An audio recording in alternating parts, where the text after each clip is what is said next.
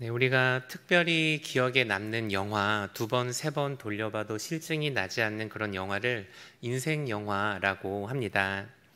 제게도 그런 영화가 하나 있는데 패치 아담스라는 영화입니다. 이 영화는 실화를 바탕으로 주인공이 훌륭한 의사로 성숙해져 가는 과정을 다룬 아주 감동적인 영화입니다. 이 영화는 주인공인 패치 아담스가 정신병원에 입원을 하면서 시작이 됩니다. 이 주인공은 이 병원에서 한때 수학자였지만 이제는 정신병원에 갇혀 있는 한 노인을 만나게 됩니다. 그런데 이 노인이 주인공에게 대뜸 질문을 합니다. 손가락을 이렇게 보여주고는 이게 몇 개의 손가락으로 보이냐고 질문을 합니다. 이게 몇 개의 손가락으로 보이십니까? 네 개로 보이시죠? 그죠? 그런데 주인공도 당연히 네 개라고 대답을 했습니다. 그런데 이 노인은 이 주인공의 대답을 듣고는 또 다른 바보가 병원에 왔다며 주인공에게 큰 쓴소리를 했습니다. 이 노인에게 흥미를 느낀 주인공은 그날 밤 그 노인을 몰래 찾아갑니다. 그러자 이 노인이 다시 한번 손가락이 몇 개냐고 물어봅니다. 그런데 이번에는 손가락을 보지 말고 손가락을 넘어서 바라보라고 조언을 해줍니다. 주인공은 노인의 말을 듣고 그 손가락을 주목하는 것이 아니라 이 손가락을 넘어서 손을 바라보기 시작했습니다. 그러자 초점이 흔들려 보이기 시작했고 주인공은 손가락이 8개로 보인다고 말을 했습니다. 그러자 노인이 껄껄 웃으며 좋은 정답이라고 칭찬을 해 주었습니다. 그리고는 이렇게 말했습니다. 우리가 어떤 문제를 마주했을 때 그 문제에 사로잡히면 그 문제의 본질을 볼 수 없다네. 직면한 문제를 넘어서 그 문제를 바라볼 때 비로소 우리는 그 문제의 본질을 파악할 수 있다네 라고 대답을 했습니다. 이 조언을 들은 패치 아담스는 그 환자의 질병만을 바라보는 것이 중요한 게 아니라 이 질병을 넘어서 환자 한 명 한 명을 바라보는 것이 의사의 본질이라는 사실을 깨달았습니다. 그런데 이 늙은 수학자의 지혜가 오늘날 우리들의 삶에도 큰 의미가 있는 것 같습니다. 왜냐하면 우리도 삶의 위기와 단계마다 보이는 문제에 우리의 시선을 빼앗기기가 쉽기 때문입니다. 우리의 시선을 문제에 빼앗기고 우리는 너무나도 쉽게 삶의 본질이 무엇인지, 우리가 바라봐야 하는 삶의 목적이 무엇인지를 잊어먹게 됩니다. 우리 삶에서 가장 중요한 본질은 무엇입니까? 우리가 회사에서 살아가면서, 우리가 교회에서, 그리고 가정에서 살아가면서 우리가 바라봐야 하는 삶의 목적이 무엇입니까? 그 목적이라는 것은 바로 언젠가는 우리가 이 삶의 마지막에 영원토록 살아가게 될 그 하나님의 나라에 이르게 된다는 사실입니다. 우리가 지금 겪고 있는 그 삶의 어려움이 무엇이든지 간에, 우리가 지금 하고 있는 그 고민이 무엇이든지 간에 언젠가는 이 땅에 온전한 하나님의 나라가 임하게 됩니다. 하지만 우리가 현실에 사로잡혀 그 삶의 본질을 바라보지 못한다면 우리는 오늘도 이생의 자랑과 육신의 정욕과 안목의 정욕이 가득한 이 세상에서 우리의 마음과 생각을 빼앗긴 채로 방황을 하며 살아가게 되는 것입니다. 우리가 읽은 본문 말씀에는 147년의 인생을 마치고 하나님의 나라로 마침내 돌아간 야곱이 등장합니다. 야곱은 이제 죽었고 그는 죽음을 넘어 그의 앞에 놓여있는 하나님의 나라, 영원한 천국을 바라봅니다. 하지만 이 야곱도 처음부터 하나님의 나라를 바라본 것은 아니었습니다. 그도 세상의 유혹과 육신의 적욕에 한눈을 판 적이 있고 삶의 본질을 잊고 살아갔던 적이 있었습니다. 오늘은 이 야곱의 인생을 통해 우리가 피해야 할 삶의 그 문제들, 하나님의 나라를 바라보지 못하게 만드는 문제들이 무엇인지 알아보고자 합니다. 오늘 말씀을 통해 우리 삶의 목적과 본질이 언제나 그 하나님의 나라에 있다는 사실을 기억하시기를 바랍니다. 나아가 우리 앞에 놓여있는 그 수많은 현실 가운데서도 언젠간 완성될 그 하나님의 나라를 바라보며 오늘을 살아가는 우리 귀한 성도님들 되시기를 축복합니다. 우리 함께 첫 번째 대지를 같이 읽도록 하겠습니다. 같이 읽겠습니다. 우리는 우리의 야망을 넘어 하나님의 나라를 바라봐야 합니다. 창세기 50장 1절에서 3절 말씀입니다. 함께 읽겠습니다. 요셉이 굽으려 울며 입맞추고 그 수종드는 의원에게 명하여 아버지의 몸을 향으로 처리하게 하며 의원이 이스라엘에게 그대로 하되 40일이 걸렸으니 향으로 처리하는 데는 이 날수가 걸림이며 애굽 사람들은 70일 동안 그를 위하여 곡하였더라. 약 147년의 기구한 인생을 살았던 야곱이 마침내 하나님의 품으로 돌아가게 됩니다. 그리고 야곱은 자신의 시체를 가나안 땅의 막벨라 굴에 묻어달라 말을 합니다. 야곱은 그의 긴 인생을 마무리하면서 하나님께서 약속하신 그 하나님의 나라를 바라보고 있었습니다. 하나님께서 주시기로 약속한 그 가나안 땅, 이스라엘은 하나님의 백성이 되고 하나님은 이스라엘의 하나님이 되는 그런 하나님의 나라를 바라보며 살았습니다. 그런데 오늘 서론에서 말했듯 야곱이 항상 이 하나님의 나라를 바라보며 산 것은 아니었습니다. 그의 이름이 말해주듯이 그는 자신의 삶에 꼭 이루고 싶은 야망이 있었던 사람이었습니다. 창세기 25장 26절 말씀을 함께 읽도록 하겠습니다. 후에 나온 아우는 손으로 에서의 발꿈치를 잡았으므로 그 이름을 야곱이라 하였으며 그들을 낳을 때 이삭이 60세였더라. 우리가 잘 아는 것처럼 야곱은 태어날 때 형의 발꿈치를 잡고 태어났습니다. 형에게 절대 지지 않겠다는 것처럼 내가 갖고 싶은 것은 꼭 가져야 하는 사람인 것처럼 말입니다. 그런데 야곱의 삶은 정말로 그리했습니다. 그의 마음속에는 언제나 무언가를 이루길 원하는 야망이 있었습니다. 첫 번째로 그가 가지고 싶었던 것은 형에게 허락되었던 장자의 복이었습니다. 그래서 야곱은 사냥에서 돌아온 허기진 형을 팥죽으로 유혹하기도 합니다. 그리고 아버지가 노쇠하여 눈이 어두워지자 손에 가죽 털옷을 붙이고 아버지를 속여 장자가 받아야 되는 그 축복을 빼앗기도 합니다. 그리고 이어서 야곱은 한 여인을 아내로 맞이하기 위해 무려 14년 동안 그의 삼촌 밑에서 돈을 받지 않고 일을 합니다. 재산을 얻기 위해서는 6년 동안 수모를 겪기도 하고 하나님께서 주시는 복을 받기 위해 천사와 밤이 새도록 씨름을 한 사람이 바로 야곱입니다. 때에 따라서 이 야망의 대상은 변하였지만 그는 언제나 자신이 원하던 것을 손에 쥐며 살아갔습니다. 게다가 야곱은 심지어 죽을 때도 당시 가장 강대한 나라에서 국가장으로 장례를 치렀습니다. 애굽 사람들은 그를 왕족으로 대했고 무려 70일간 그를 위해 애국했다고 성경은 말을 합니다. 하지만 그 야망도 죽음 앞에서는 어떠한 의미도 갖지 못합니다. 명예도 부도 재물도 모든 것이 죽음과 함께 사라집니다. 그러나 야곱은 그의 삶의 마지막에 그의 야망이 아닌 하나님의 나라를 바라봅니다. 애굽에서 가장 터가 좋고 가장 화려한 묘지에 자신의 시체를 안장한 것이 아니라 초라한 가나안 땅의 어느 매장지, 잡초가 무성했을 것이 뻔한 아무도 알아주지 않는 그 땅에 자신의 시체를 매장해 달라고 합니다. 왜냐하면 야곱은 지금 그의 야망을 넘어 하나님의 나라를 바라보고 있기 때문입니다. 세상의 영광은 찰나이지만 하나님의 영광은 영원하다는 것을 야곱은 알았기 때문입니다.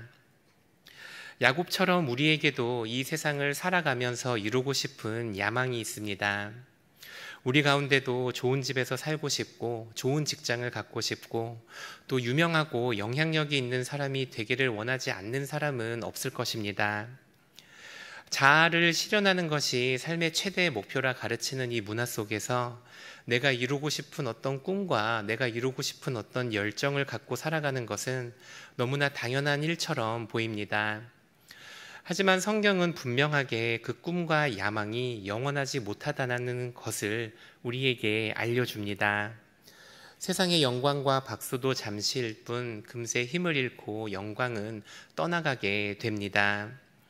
하나님께서는 우리가 이 세상에서 썩어 없어질 영광을 바라보며 살아가기를 원하시지 않습니다. 하나님께서는 우리가 이 세상을 살아가면서 하나님의 나라를 바라보며 하나님의 영광을 위하여 살아가기를 원하십니다. 우리 안에 우리가 이루고 싶은 그 삶의 야망은 무엇입니까? 우리가 세상을 살아가면서 갖고 싶은 것, 우리가 되고 싶은 것은 무엇입니까? 우리는 우리의 마음을, 우리의 이 욕심을 선하게 포장하려고 하지만 우리 가운데 누구도 이 야망이 우리 안에 있음을 부인할 수는 없습니다. 우리는 유명해지고 싶고, 우리는 성공하기를 원하고, 또 많은 돈을 벌고 사람들 앞에서 떵떵거리며 살아가기를 원합니다. 하지만 하나님은 우리가 쇠하여 없어질 이 세상을 바라보며 헛된 야망을 따라 살아가기를 원하시지 않으십니다. 하나님은 우리가 영원한 하나님의 나라를 위해 살아가라 말씀하십니다. 아무도 알아주지 않아도 내 마음속에 있는 이 야망과는 상관이 없는 일을 하더라도 하나님의 말씀에 순종을 하고 하나님의 교회를 섬기고 이웃을 사랑하며 복음을 전하는 일이 하나님께 영광을 올려드리는 우리 창조의 본연의 목적에 맞는 영광스러운 삶이라는 것을 기억하셔야 합니다. 완전한 하나님의 나라가 이 땅에 오게 될 때 구름을 타신 예수님이 이곳에 임하실 때 하늘로부터 우리에게 주어지는 칭찬과 상급이 있을 것입니다. 그러나 그 칭찬은 결코 우리가 얼마나 높은 자리에 올랐고, 우리가 얼마나 많은 돈을 벌었고, 우리가 얼마나 나의 자아를 실현했는지에 달려있지는 않을 것입니다. 오히려 아무도 알아주지는 않지만, 그리고 사람들이 보기에는 너무나도 작은 일이지만 하나님께서 우리에게 주시는 사명, 하나님의 나라를 위해, 하나님의 뜻을 위해 헌신하며 살아가는 모든 성도들을 하나님께서는 칭찬해 주실 것입니다. 우리가 하나님의 나라를 위해 헌신하는 일들을 결코 작다 말하지 않기를 바랍니다. 새벽 기도의 시간에 나와서 하나님의 나라를 위해 기도하고 교회 전단지를 나눠드리며 전도에 동참을 하고 다음 세대 아이들을 위해 힘쓰고 마음을 쓰는 일이 결코 작은 일이 아닙니다. 성경은 세상 가운데서 나를 입증하며 살아가는 그 어떤 위대한 일보다 하나님의 나라와 하나님의 뜻을 위해 애쓰며 살아가는 이 가장 작은 일이 하나님 보시기에 훨씬 아름답고 귀한 일이라 분명히 말씀하십니다. 미국 복음주의의 수호자로 불렸던 존 메가더는 젊은 시절에 소위 말하는 잘 나가는 운동선수였습니다.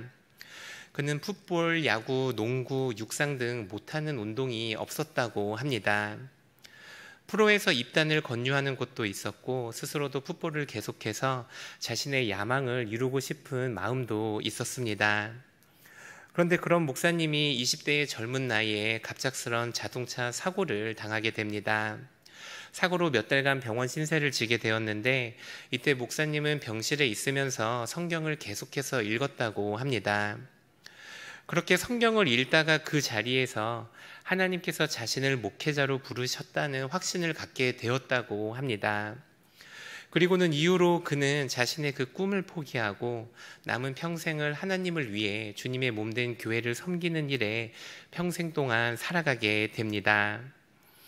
제가 지금 말하려고 하는 것은 선교사가 되거나 목사가 되는 일만이 하나님의 나라를 위한 일이라는 것은 결코 아닙니다.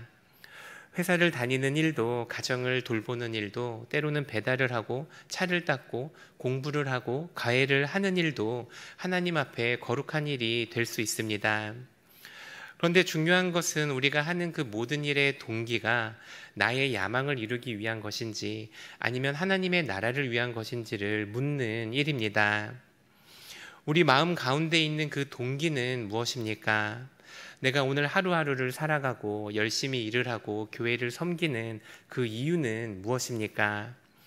무언가 이루고 싶은 그 야망이 나의 안에 꿈틀거리기 때문인지 아니면 하나님의 나라와 하나님의 뜻을 위해 일하고 싶은 그 마음 때문인지 우리가 스스로를 돌아보아야 합니다.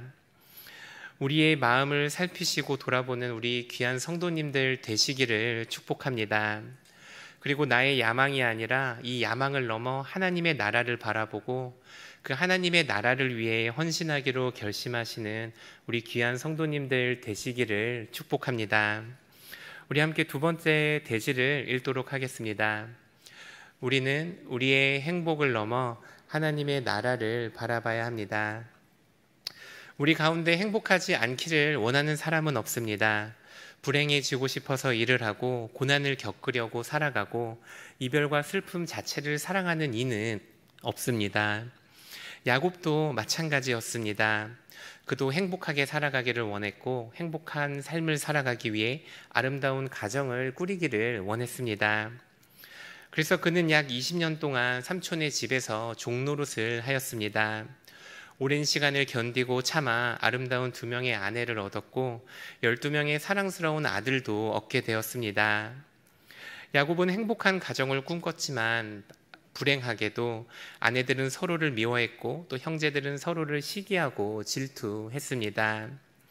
그리고 야곱은 이 질투로 인해 가장 사랑했던 아들인 요셉을 잃어버리고 맙니다. 베냐민을 나중에 얻기는 했지만 그는 야곱의 빈 마음을 채워줄 수 없었습니다. 행복을 꿈꾼 야곱의 가정에는 불행과 슬픔, 아픔과 고통이 가득했습니다. 야곱은 그 삶의 마지막에 요셉을 다시 만나기는 하지만 그의 마음속에는 여전히 회복할 수 없는 커다란 아픔이 있었고 또 잃어버린 시간에 대한 아쉬움이 있었습니다. 게다가 사랑하는 아들과의 재회도 잠시 야곱은 이제 죽음을 맞이하게 되는 것입니다. 야곱은 다시 한번 죽음으로 인한 사랑하는 아들과의 이별을 마주하게 됩니다. 그러나 야곱은 이제 그 아들과의 이별을 두려워하지 않았습니다. 왜냐하면 야곱의 두 눈은 지금 이 세상에서의 행복을 넘어 하나님의 나라를 바라보고 있기 때문입니다. 이 땅에서는 화목한 가정을 이루지 못했고 온전한 가정의 행복을 누리지 못했지만 하나님의 나라가 이 땅에 온전히 임하게 될 때 그때에는 하나님의 위로와 사랑이 가득할 것을 알았기 때문입니다. 우리가 얻길 원하는 그 참된 행복, 그리고 우리가 가정 안에서 누리길 원하는 그 참된 행복은 하나님의 나라 안에 있다는 것을 기억하십시오. 우리도 야곱처럼 이 땅에서 행복하기를 원하고 행복을 위해 아름다운 가정을 꾸리기를 원합니다. 그래서 좋은 아내가 되기 위해 노력하고 좋은 남편이 되기 위해 노력하고 좋은 부모가 되기 위해 노력을 합니다. 하지만 이 땅에 살아가는 동안 우리의 마음대로 되는 일은 그리 많지 않습니다. 우리 가정에 나의 삶에 예상하지 못했던 어려움들, 그리고 의도하지 않은 아픔들이 얼마나 많이 우리를 찾아오는지 모릅니다. 영원할 것만 같았던 사랑을 약속했던 부부 사이가 깨지기도 하고 눈에 넣어도 아프지 않을 것 같았던 자녀들과의 사이가 깨어지는 일도 부지기수입니다. 또 우리 가정에는 경제적인 어려움이 찾아오기도 하고 건강의 문제가 찾아오기도 하고 해결할 수 없을 것 같은, 극복할 수 없을 것 같은 어려움이 찾아오기도 합니다. 문제가 해결될 수 있다면 다행이지만 더 이상 회복이 어려울 정도로 무너지는 가정들도 있습니다. 이런 어려움들 앞에서 우리는 어떻게 해야 하겠습니까? 우리가 세상 가운데 살아가면서 우리 가운데 이 행복을 꿈꾸지 않는 가정은 없습니다. 하지만 이 세상에 살아가면서 아무런 아픔을 경험하지 않고 아무런 상심을 경험하지 않는 가족도 없습니다. 우리 가정 안에는 아픔이 찾아오고 눈물이 찾아오고 슬픔이 찾아옵니다. 하지만 우리는 다시 한번 우리 가정의 참된 행복은 언제나 하나님의 나라에 있다는 사실을 기억하셔야 합니다. 깨어짐으로, 아픔으로, 슬픔으로 지금도 울고 있는 성도들이 우리 가운데 있습니까? 하나님의 나라에 참된 회복과 위로가 있다는 사실을 기억하시는 우리 귀한 성도님들 되시기를 바랍니다. 이 땅에서 행복을 바라보고 있는 우리의 눈을 들어서 하나님의 나라를 바라보는 우리 귀한 성도님들 되시기를 축복합니다. 우리가 살아가고 있는 이 세상은 그 어느 시대보다도 가정의 중요성을 강조하는 시대입니다. 특히 우리는 코로나를 경험하면서 가족을 중요시하는 문화가 우리 문화 가운데 더 깊게 자리 잡았습니다. 그러나 우리가 우리 가족의 행복만을 바라보고서는 우리가 절대로 행복해질 수 없다는 사실을 기억하셔야 합니다. 우리의 눈을 돌려서 우리 가정의 행복이 아니라 하나님의 나라를 바라보셔야 합니다. 우리는 또한 마찬가지로 우리 가정의 행복이 아니라 하나님의 나라를 생각하면서 우리 가정을 돌보고 우리의 자녀들을 양육할 수 있어야 합니다. 요새 우리가 사랑이라는 핑계로 우리 자녀들에게 얼마나 많은 자율성을 주고 있는지 모릅니다.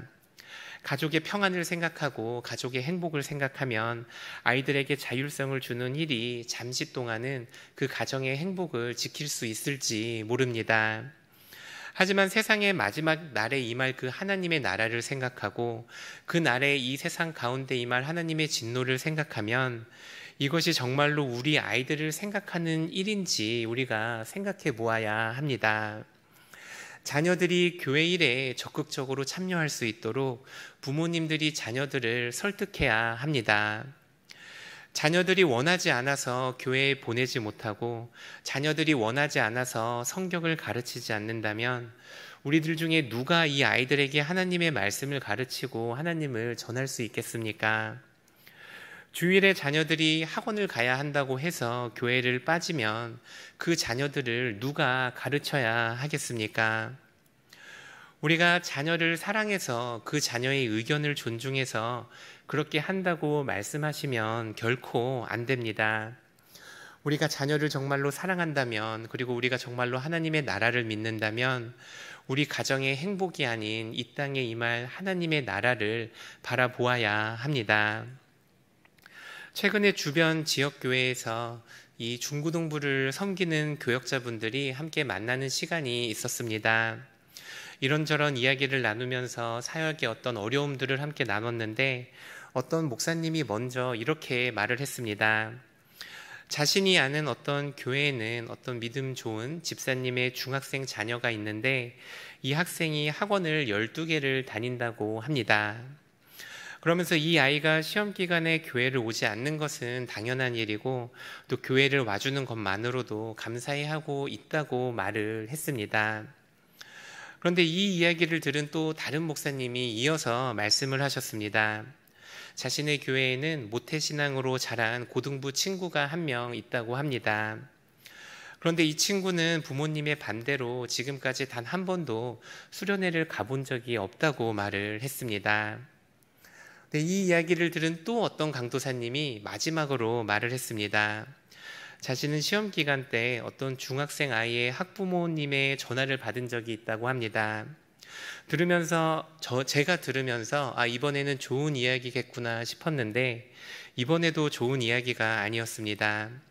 이 부모님이 그 목사님에게 전화를 해서 우리 자녀가 시험 기간인데 교회를 가려고 한다고 목사님이 말씀해 주셔서 교회를 가지 못하도록 좀 타일러 달라고 부탁을 했다고 합니다. 물론 이 이야기들은 극단적인 이야기이긴 하지만 이게 정말로 우리가 처해 있는 현실일지 모릅니다. 우리도 하나님을 사랑하고 예수님을 믿는다고 고백은 하지만 우리 자녀들에게는 여전히 이 세상이 말하는 대로 세상의 가치관을 가르치고 있는지 모릅니다. 자녀들이 좋은 성적을 얻고 좋은 학교를 가고 좋은 직업을 갖는 일이 행복을 위한 것이 아닙니다. 마찬가지로 내가 좋은 성적을 얻고 좋은 학교에 가고 좋은 회사에 취직을 하고 승진을 하는 것이 행복한 일이 아닙니다. 내가 하나님을 알고 하나님을 기뻐하고 하나님을 예배하고 하나님의 자녀로 살아가는 일이 기쁜 일이고 마찬가지로 우리의 자녀들이 하나님을 알아가고 하나님을 예배하게 되는 일들이 참된 우리의 행복이 되어야 한다는 것을 기억하시기를 바랍니다. 내가 생각하는 우리 가정의 행복이 아니라 하나님의 나라를 바라보며 우리 자녀들을 양육하는 우리 귀한 성도님들 되시기를 축복합니다. 우리 마지막으로 세 번째 대지를 함께 읽도록 하겠습니다. 함께 읽겠습니다. 우리는 넘어 하나님의 나라를 바라봐야 합니다. 우리 말씀도 함께 읽겠습니다. 야곱의 아들들이 아버지가 그들에게 명령한 대로 그를 위해 따라 행하여 그를 가나안 땅으로 메어다가 마므레 앞 막벨라 밭굴에 장사하였으니 이는 아브라함이 헷 족속 에브론에게 함께 사서 매장지를 삼은 곳이더라. 야곱의 인생은 참으로 기구한 인생이었습니다.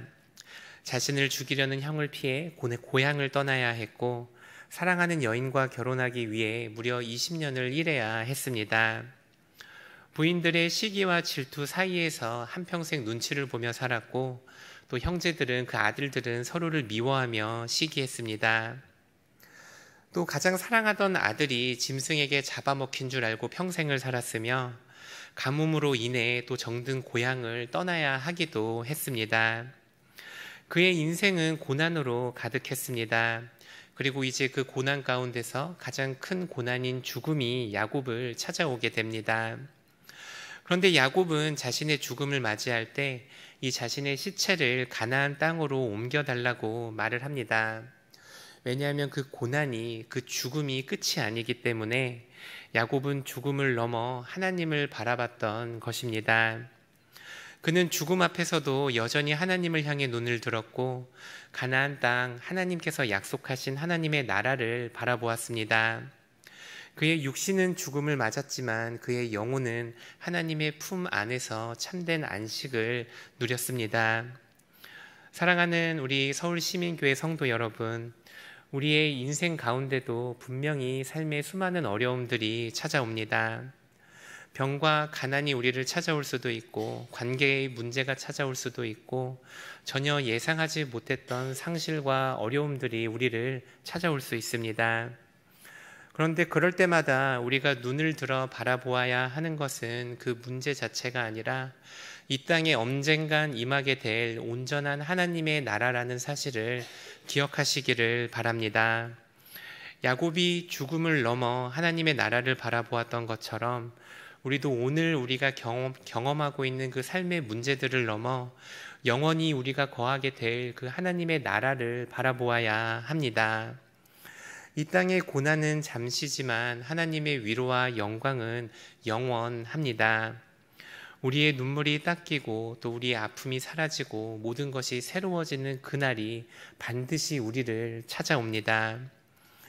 우리의 야망을 넘어서 하나님의 나라를 바라보고 또 우리의 행복을 넘어서 하나님을 바라보고 또 우리의 고난을 넘어서 하나님의 나라를 바라보시는 우리 귀한 성도님들 되시기를 축복합니다. 그 믿음의 시선을 가지고 이 땅에서도 하나님의 나라를 드러내며 살아가는 우리 귀한 성도님들 되시기를 축복합니다.